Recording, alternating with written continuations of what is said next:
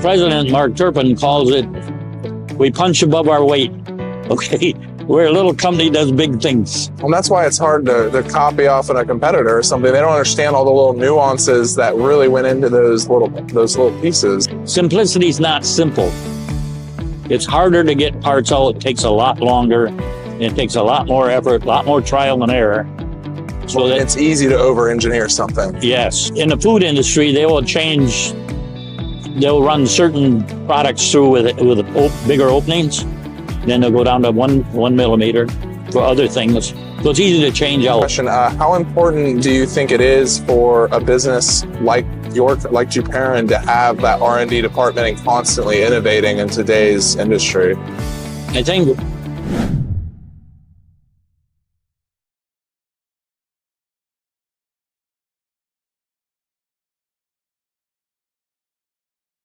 All right, guys, I got Terry Duperon here with Duperon. Thanks for being on today.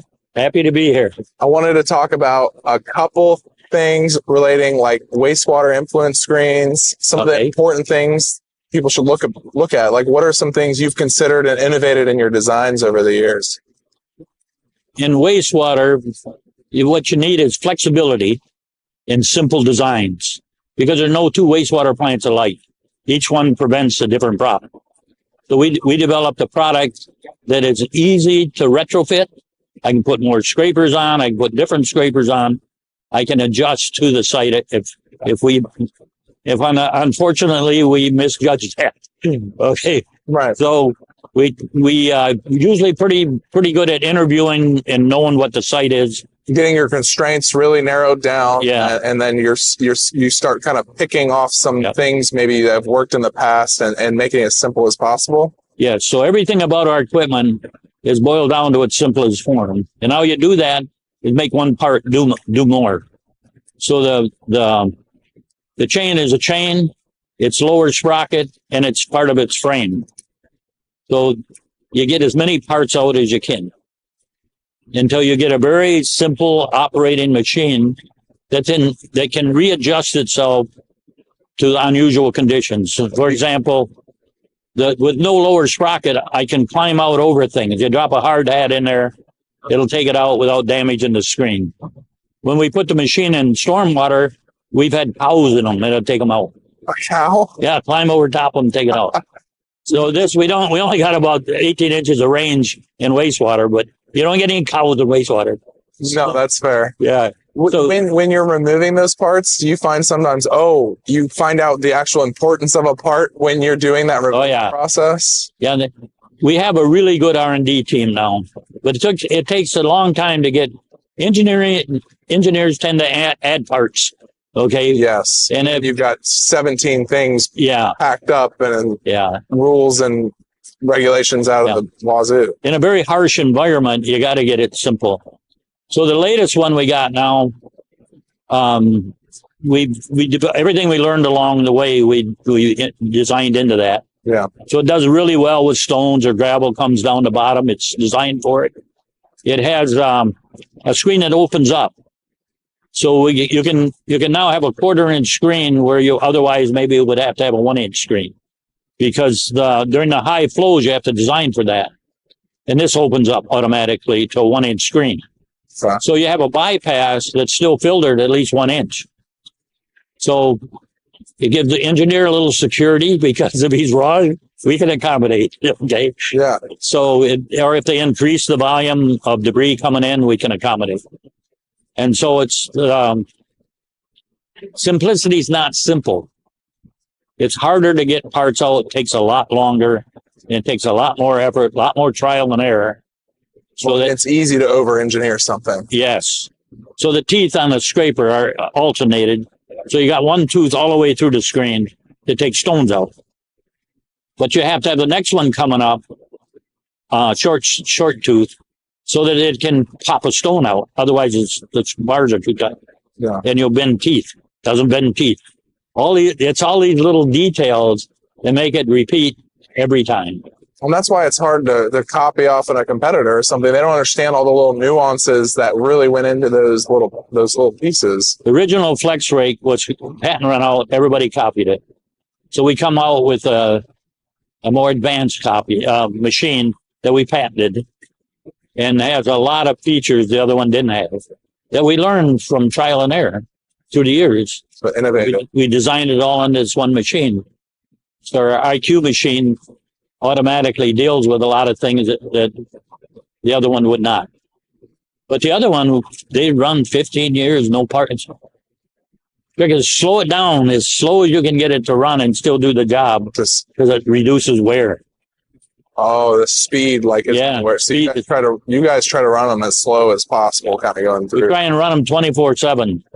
They last long. Speed that the rotation. Yeah, very slow. Okay. But it's designed to run 24/7, not batch.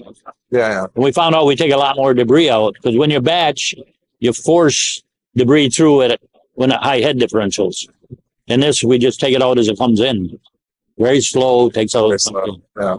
And we can add scrapers if we're wrong. We can take more out. There's a lot of modifications we can make to the site to make sure we do the job. The president, Mark Turpin, calls it, we punch above our weight. Okay. We're a little company that does big things. So we have several products. We got one over here that's a compactor. It's the one that'll push it. We got a site we're pushing 35 feet straight up. By the time the debris gets out of there, it's almost dry. Okay. So we can push a long ways up. So that we're trying to find unique in our niche market. Yeah. Our drum screens, our direct drive, they got rid of the chains. We got rid of all the wheels. It's water bearing. It's easy to access, easy to change screens. So we want to kind of be the disruptors in the industry, but not copy, design our own stuff. Right. And they keep it simple, really simple.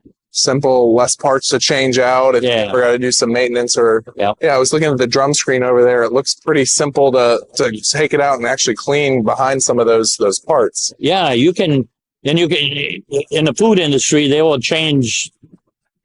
run certain products through with bigger openings. Then they'll go down to one millimeter for other things. So it's easy to change out. Okay. And so we're just putting that one on the market. But we are innovators. A lot of the sales this year came from products that weren't there 3 years ago. So we have a research and development department called Skunkworks, and we what did you say it was called? Skunkworks, we call it. Skunkworks? Yes, I'm not sure why. Oh, you didn't name it? No, I heard that word, but it's a Skunkworks, and it's where we it's to see if the idea is any good. It's proof of concept. Right. So you got a thought, you got a concept. Skunkworks decides whether you did good or not. We'll build it, test it, and see if that concept's worthy of pursuing. So I've got to say, everything that I've come up with, I got a lot of stuff buried in the backyard that didn't work. Well, yeah, so you generated a lot of ideas. Yeah, some are good. You find in the middle of the night, by morning, they're bad. How important, maybe one last question, how important do you think it is for a business like Duperon to have that R&D department and constantly innovating in today's industry? I think we're living in a world of extremely fast pace. Okay, nobody's content with their cell phone. Nobody's content with their computer. We keep upgrading. So there's a time in wastewater at one time, they didn't like change at all because they wanted proven, been there for 100 years. And now that's changed. They're more open to new designs and new innovation, because society is. Yeah. So I think we have to. And we have to have a crew that can readjust constantly. So we have a culture where people can reinvent what they do every year. And that allows us to stay ahead. So if you got enough brains in the company trying to make a difference to the success of the company, you got a lot better chance in today's world. Than just a bunch of people just doing, which it seems like that's done well for y'all. There was a time when you could start a machine shop and know how to do every system and process in that shop. Today, I don't have a clue at a lot of the programs they created within, So I can't keep up with it. The marketing keeps changing concepts. Right. So does our accounting, so does engineering, so does Skunkworks. Well, we got a lot of people in the company that are reached into the creative world. It's a good space. Yeah. So you got to create a management system that tolerates that they don't have to, they can make mistakes. You don't get fired for mistakes. And so we in fact, we encourage people to try new things. So once that happens, you end up with a culture where people don't fear the loss of their job. They created a lot of it. And so when people new come in, everybody gets under them. Everybody wants them to succeed. Cool. So thank you very much for sharing your knowledge with me. I enjoyed our conversation. Yeah, absolutely. This was great.